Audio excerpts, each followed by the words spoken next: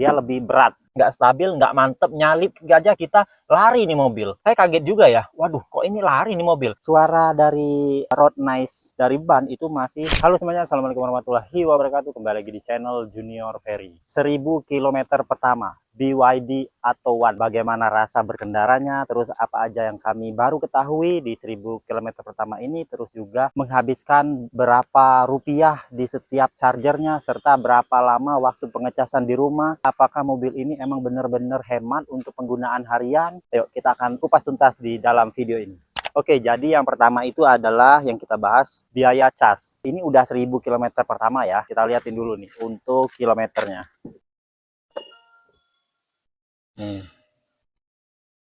Kilometernya di 1109. Tuh, bener kan? Yang pertama itu akan kita bahas mengenai biaya cas BYD atau One selama penggunaan kita. Jadi mobil ini kita lakukan pengecasan di rumah. Jadi di rumah itu dengan kapasitas kWh-nya ya di 2200. Nah, untuk per 1 kWh-nya itu kira-kira ya di Rp1.700. Kita ambil mahalnya ya, tingginya itu Rp1.700 per kW. Jadi ini kapasitasnya 30 kW. Kaliin aja. Kalau misalnya pengecasannya dari 0 sampai full, kan 30 kW itu kapasitas dari baterainya. Misalnya 1700 dikali 30 kW. Jadi menghabiskan 51.000. Baterainya dari 0 sampai full. Fullnya ini bisa menempuh jarak hingga 300 km. Jadi untuk 300 km kita menghabiskan biaya sekitar 51.000. Bagi teman-teman, kalau misalnya 51.000 itu apakah hemat atau enggak untuk 300 km? Waktu kita menggunakan Terios itu juga kita ngisinya 300.000 itu bisa kurang lebih 300 km juga. Jadi perbandingannya antara Terios kita dulu dengan One sekarang itu berapa persen ya? 51.000 versus 300.000. Teman-teman pasti sudah bisa menghitungnya ya, lebih hemat yang mana. Oke, itu dari segi biaya charging. Kebetulan kita di rumah udah pasang ya untuk charger, pakai casan portable bawaan BYD-nya, bawaan BYD atau One-nya. Jadi kita nggak perlu repot-repot lagi ke SPKLU. Kalau dulu sebelumnya memang kita harus ke SPKLU karena belum pasang sendiri di rumah. Jadi kita mau nggak mau kalau misalnya habis baterai, kita harus ke SPKLU. Emang sih nggak terlalu jauh, tapi kan memakan waktu juga. Walaupun setengah jam, 45 menit, kita ngecas di SPKLU, tapi tetap kita juga menghabiskan energi, menghabiskan tenaga, waktu juga ke sana. Tapi kalau di rumah kita ngecasnya, misalnya habis nih, misalnya habis dia ngecas habis maghrib, coloknya terus sampai besok pagi, sekitar subuh, kurang subuh. Kalau misalnya kondisi baterai di sekitar 20% tuh ya, udah hampir habis ya. Jadi dia sebelum subuh itu udah full teman-teman. Jadi kalau misalnya kita tinggal tidur, nggak apa-apa, aman banget. Jadi itulah biaya casnya dan waktu pengecasnya memang lama ya kalau misalnya pakai portable kayak gini. Tapi kan nggak masalah. Ini juga kita tinggal tidur teman-teman, bukan yang kita tungguin kayak gitu. Bukan, itu dari sisi casnya ya. Oke, sekarang kita bahas di build quality. Nah, build quality-nya teman-teman ya, kalau di Terios kemarin kita ada beberapa yang kurang suka ya dari build quality-nya. Seperti pada waktu itu kap mesinnya, ini kap mesinnya ada sedikit karat. Mungkin teman-teman yang sudah menonton di channel saya itu pasti tahu ya, untuk kap mesinnya dia ada karat di bagian kap mesin bawah, tapi it's okay lah, itu nggak terlalu masalah. Itu hanya saja mungkin waktu pengecekan terakhir kali ya kita lihat di BYD Atuan ya, kalau dari segi pintunya dia lebih berat teman-teman, jujur ini lebih berat. Terus kalengnya ini kalau menurut saya ya, feelnya itu lebih padat, lebih tebal sedikit aja, dia lebih berat. Kap mesinnya kalau di Terios kemarin itu ada yang namanya gompel ya, sedikit langsung dia nih. Ini untuk build quality-nya ya, kita angkat aja ya. Kalau di Terios kemarin itu untuk yang atas-atasnya ini ada sedikit gompel catnya, tapi itu minor lah ya, nggak jadi masalah. Terus juga untuk kerenggangannya ini nih di headlampnya nih bisa teman-teman lihat sendiri ya. Nih kualitasnya bisa teman-teman nilai lah untuk kualitasnya ya. Tuh bisa teman-teman nilai sendiri. Aku nggak banyak nilai sendiri tuh. Itu untuk sambungan-sambungannya. Tuh ya, sambungan-sambungannya di zoom aja ya. Tuh, memang sih di sini nih, ini kan yang versi CKD ya. Tuh, memang ada bagian-bagian yang kurang rapi. Oke, nah, udah ya. Kita tutup lagi.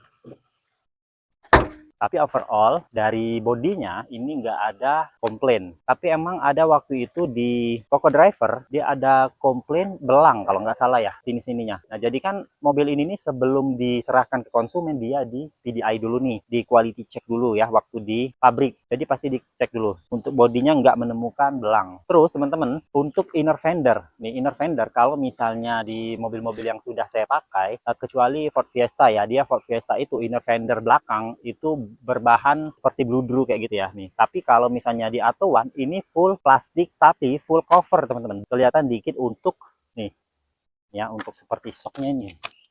Nah ini hampir full di close ya, meskipun itu ada tuh ya. Ini ada sih renggang dikit ya, tapi dia lebih ngefull sampai ke atas ini nih. Nih, nih dia plastik ini. Jadi kalau misalnya nyuci, nyuci itu enak teman-teman. Dia tinggal kayak gini aja, usap. Usap kayak gini kan udah disemprot sabun nih, udah disaljuin. Nah, terus ada lagi yang kurang bagi kami. Pas waktu berjalan, ini kan sebenarnya udah ditutup nih, bagian belakangnya juga udah ditutup ya. Tuh, ini yang udah full nih ya. Ini udah full, full ya. Nih, inner fendernya udah full. Tapi pada saat kita berjalan, suara ban itu masuk, dia lebih terdengar ke telinga. Emang kalau misalnya kesulitan di pintu itu padat ya, tapi suara dari road noise dari ban itu masih lebih masuk ini dibandingkan dengan Terios kemarin. Aku nggak tahu ya apa peredaman kurang atau gimana, tapi ya gimana itu yang menjadi yang baru kita ketahui. Nah bantingannya nih, bantingannya itu keras teman-teman ya. Kalau misalnya kita awalnya anggap mobil ini lebih empuk dibandingkan Terios, nggak terlalu empuk teman-teman.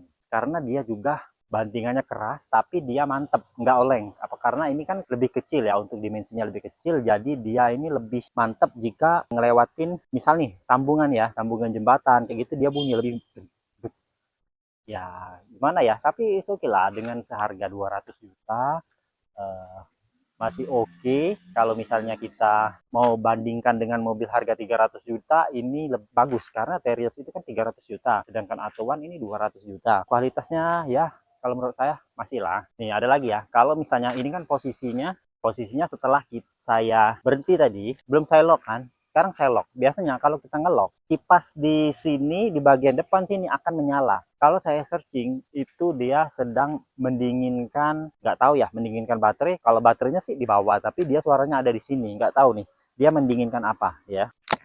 Dengar ya.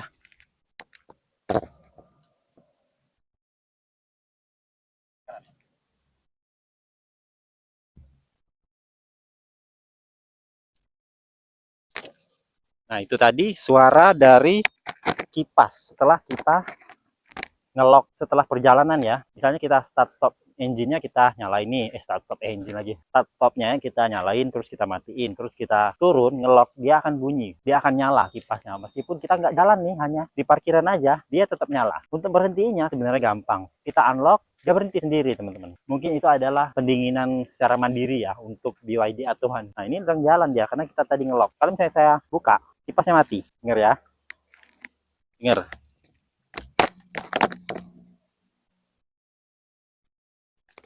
Gak ada lagi kan, kita lock lagi dia mati pasti, kita lock lagi dia nggak nyala lagi, berhenti kipasnya tadi. Kipasnya akan menyala ketika dia mendeteksi kalau start stopnya kita nyalain atau dia mungkin mendeteksi bahwa mobil ini berjalan. Saat ini kan mobil nggak jalan, dia nggak akan nyala kipasnya teman-teman. Sekarang kita lanjut di bagian luar dulu ya, nanti setelah ini baru kita bahas di bagian dalam atau interior. Ini sudah saya jelaskan di video pertama bahwa yang kita dapat hanya satu keyless dan satu NFC untuk BYD Atuan Dynamic tahun 2026. Jadi itu sedikit kecewa lah ya, masa cuma dapat satu keyless, satu NFC. Seharusnya ada lagi nih dua. Yang menjadi agak sedikit repot kita itu, tombol keyless di pintu ini teman-teman, ini hanya ada di posisi driver, ada di posisi pintu pengemudi, sedangkan di pintu sebelah sini nggak ada nih. Ini kadang kita repot juga ya, kalau misalnya posisi rumahnya kita parkir di sini, kita mau ngambil sesuatu, kita kantongin, posisinya kan mau ngambil di sebelah sini, jadi kita nggak bisa nih, mau tekan tombol nggak bisa, di sini juga nggak ada. Ya kalau misalnya barangnya ada di tengah, masih bisa kita ambil di belakang, dia karena udah ada tombol nih di sini, udah ada tombol ya, nih dia bisa meskipun di lock, yang penting kita pegang kunci. Nah dia bisa tuh bunyinya kelotok kayak gitu teman-teman tuh ya. masih bisa kita jangkau di sini kalau barangnya kecil dan di tengah. Kalau misalnya barangnya gede, terus kita harus ke sini dulu dong. Harus ke sini dulu baru bisa kita ngelok. Tuh, itu sih agak repot ya. Tapi ya balik lagi mobil 200 jutaan masih oke tetap. Nah, sekarang ini teman-teman, akomodasi belakang untuk BYD atau One ini kan memang mobilnya kecil. Kita lihat untuk akomodasi belakang, kira-kira pas nggak? Nih, ini kebenaran kita memasuki laundry ya. Nih jadi raket bisa kita bawa. Tadi juga ada tiker itu lagi di sana. Bawa tas ini untuk charger, situ L-nya masih oke. Tapi kalau mau bawa kursi lipat seperti biasa kita bawa di Terios itu kayaknya agak kesulitan teman-teman. Karena kan memang mobil ini nggak terlalu besar untuk bagasi belakangnya. Kalau mau dibandingkan dengan Terios, jelas ini salah untuk akomodasi. Nah, sekarang kita ke bagian interior. Ada beberapa hal yang baru saya ketahui setelah 1000 km ya. Di BYD atau One, ini ada yang namanya, pokoknya pengaturan setir ya. Pengaturan setirnya ini, panas, kita nyalain aja. Nggak apa-apa, karena pakai listrik, jadi nggak boros bensinnya. Nggak boros listriknya. Di BYD atau One ini, ada namanya pengaturan setir. Jadi, vehicle, nih, steering assist mode. Jadi, kalau misalnya kita mau pilih comfort, ini cocoknya untuk di perkotaan. Karena apa? Kalau misalnya comfort, ini setirnya dia lebih lembut. Nyaman, lembut. Jadi dinamakan comfort, nyaman ya. Oke. Tapi kalau kita mau keluar kota atau mau ke jalan tol, jangan pakai yang comfort. Dia nggak nyaman. Karena apa? Karena di jalan tol ataupun jalan lintas atau kita mau pada saat ngebut, kita bukan membutuhkan kenyamanan teman-teman, tapi kita membutuhkan sport. Nah, makanya dia di sini ada juga pengaturannya, steering assist mode-nya ini sport. Nih, ada pilihan sport ya. Tapi kita jelaskan dulu comfort tadi. Kenapa nggak dipakai pada saat perjalanan jauh? Karena pada saat kita gunakan comfort, dia terlalu nyaman, jadi enteng, mobilnya lari teman-teman. Pada saat kita di kecepatan tinggi, di jalan tol, dia agak goyang, agak oleng. Kalau misalnya kita pakai steering assist mode. Coba aja, kalau misalnya teman-teman ada yang BYD atau One, boleh komen di kolom komentar, kira-kira sama nggak feel-nya. Kalau saya waktu itu coba di jalan tol, pakai steering assist mode di tipe comfort ini, mobilnya nggak stabil teman-teman. Jadi goyang-goyang kayak gini, nggak stabil, nggak mantep, nyalip aja kita lari nih mobil. Saya kaget juga ya, waduh kok ini lari nih mobil. Nah, setelah saya cari-cari informasi, ternyata pada saat kita di kecepatan tinggi, kita pilih pilihan sport. Ini, jangan yang comfort. Ini pilihannya dia. Karena pada saat sport, kita ganti ya sport. Nih, sport. Oke. Dia lebih berat teman-teman. Nih, setirnya beda. Teman-teman boleh rasain ya, setirnya beda. Agak sedikit lebih berat, tapi pada saat di jalan tol dia lebih mantep. Nah, terus juga untuk AC. Sebelum saya beli atuan ini, saya mikirnya kira-kira ini dingin nggak ya sampai ke belakang. Tanya anak-anak, sebagai penumpang kita setiap hari, katanya masih dingin. Tapi kalau kita posisi depan, itu suara kipasnya lebih besar ya. Ini posisinya satu ya. Nih, posisinya satu nih kipasnya. Satu arah ke atas ya, bukan arah ke sana atau ke kaki, karena ini pengaturannya bisa tiga. Ini masih satu suaranya nih ya. Terdengar. Kalau saya duduk aja kayak gini, masih terdengar loh suara kipasnya. Apalagi apalagi kita ganti dua ya.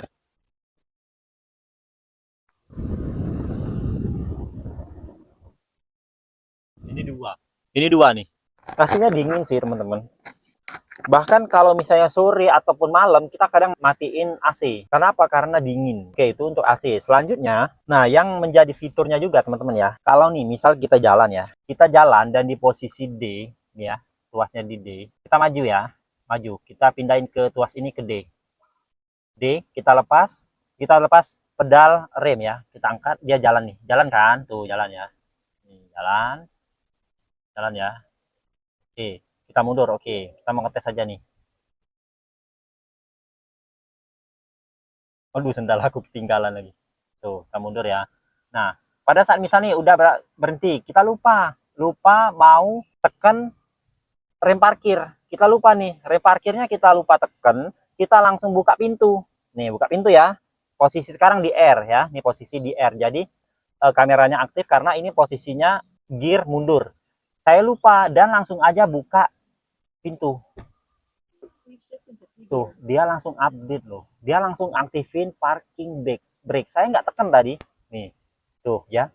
Mobil 200 juta loh. Dia ada safety sampai segitunya. Tuh, saya nggak itu, buka aja pintu dia langsung pay sendiri. Karena dia mungkin ya udah cerdas, udah di setting emang kayak gitu. Jadi karena waktu itu saya nggak sengaja nih. Saya mundur mau nyuci mobil, terus langsung saya buka pintu mau ngecek di belakang apakah ada apa kayak gitu. Dia langsung aktifin. Nah, itu oke sih mobilnya. Itu teman-teman jadi. Kalau menurut saya mobil seharga 200 juta kayak gini ya emang ada minusnya, terus juga tapi plusnya itu kita hemat bensin, ada fitur-fitur yang canggih. Mobil 200 juta loh guys, fiturnya oke, terus juga kenyamanannya nggak jelek banget. Kalau mau dibandingkan dengan LCGC, kita masih pilih ini. 200 juta masih pilih ini, saya yakin. Kalau saya ya, saya prefer masih pilih ini. Untuk lampu, nih full LED semua, terus bisa diatur untuk lampunya, untuk rendah tingginya teman-teman ini bisa diatur ya di sini. Jadi dia proyektornya ini akan naik turun. Kalau misalnya kita atur ke atas dia akan naik arahnya, kalau misalnya kita atur ke bawah dia akan turun arahnya. Oke, sekian dulu videonya teman-teman ya. Sharing hari ini, nanti ada sharing-sharing lagi mengenai BYD Atto One dan review-review mobil lainnya. Saksikan terus channel ini, jangan lupa klik tombol like, subscribe, dan komen. Wassalamualaikum warahmatullahi wabarakatuh, sampai jumpa di video lainnya.